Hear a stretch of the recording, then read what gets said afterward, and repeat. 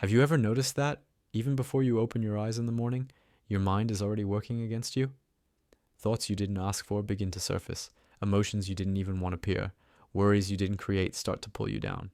It feels like you're living inside a head that doesn't obey you, and that's no exaggeration. When you don't control your mind, it becomes the most destructive force in your life. But when you learn to command it, everything changes. Today you will understand clearly and directly how to take control before it does it for you and leads you down a path you don't want to take. The first step to mastering the mind is accepting an uncomfortable truth. Today, it's in control. When you feel anxiety for no reason, when you repeat mistakes you promise not to repeat, when you imagine negative scenarios, that's your automatic mind reacting and deciding for you. It operates through old habits, memories you don't even remember anymore, conditioning programmed without your permission, and most people live their entire lives being pushed by an undisciplined mind without realizing it. The mind creates thoughts all the time, and the problem isn't thinking, it's believing that everything that appears in your head is true. The mind throws out images, comparisons, fears, criticisms, worries, impulses, and you simply go with the flow. This creates an unstable emotional life, a constant feeling of alertness, and a weariness that leaves you tired even when doing nothing. It's like living with an inner enemy that's always one step ahead. To master your mind, you need to understand that it works automatically, reacting too quickly, creating stories, distorting facts, pulling you back into old patterns. The mind doesn't care if this harms you, it only repeats what it knows. As long as you don't take conscious control, it will continue to guide your feelings, your decisions, and even your worldview. That's the key point. You don't control what appears, but you control what you allow to remain. And it is precisely this shift that begins to change everything. The biggest mistake people make is trying to stop thinking. That doesn't work. What works is interrupting the automatic cycle before it gains momentum. When a negative thought arises, the mind creates a sequence: image, sensation, emotion, interpretation. All of this happens in seconds. If you don't interrupt, the thought becomes an emotion, and the emotion becomes a behavior. Mastering the mind means intervening in this process at the beginning before it grows. The most direct way to do this is simple. Notice the thought as soon as it arises. It's not about analyzing it, fighting it, or trying to control it. It's simply about noticing it. Perception breaks the automatic cycle. Awareness cancels the impulse. When you notice a thought like, okay, this just popped up, it loses power because it doesn't grow in secret. What dominates you is what you don't perceive. The second point is not to follow the thought. The mind throws an idea at you and expects you to buy into it, but you can simply not buy into it, not feed it, not respond.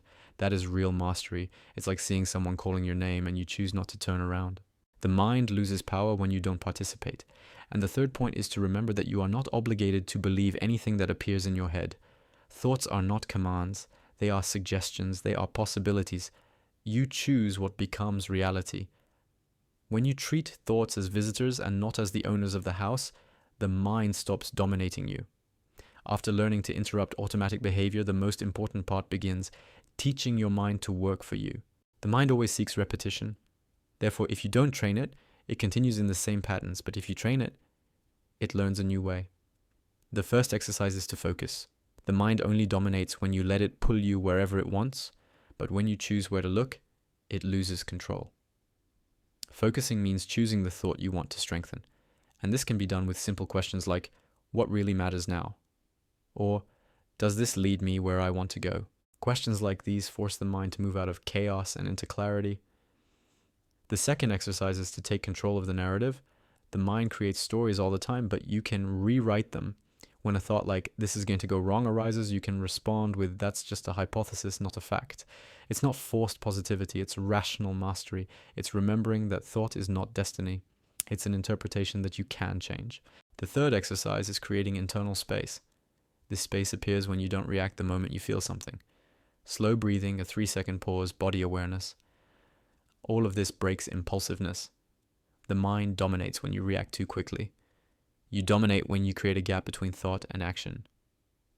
It is in this gap that real control is born. When you truly train your mind, it begins to obey. This means it stops creating unnecessary storms. It means it responds to what you choose to focus on, not to what it wants to repeat. It means that emotions finally align with your consciousness, not old fears. An obedient mind is objective, clear, silent, and efficient.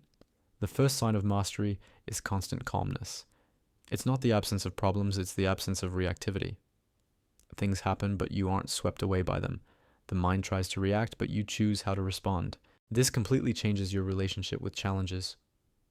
The second sign is clarity. When the mind stops dominating you, your reasoning becomes clearer, your focus increases, and your decisions cease to be driven by fear.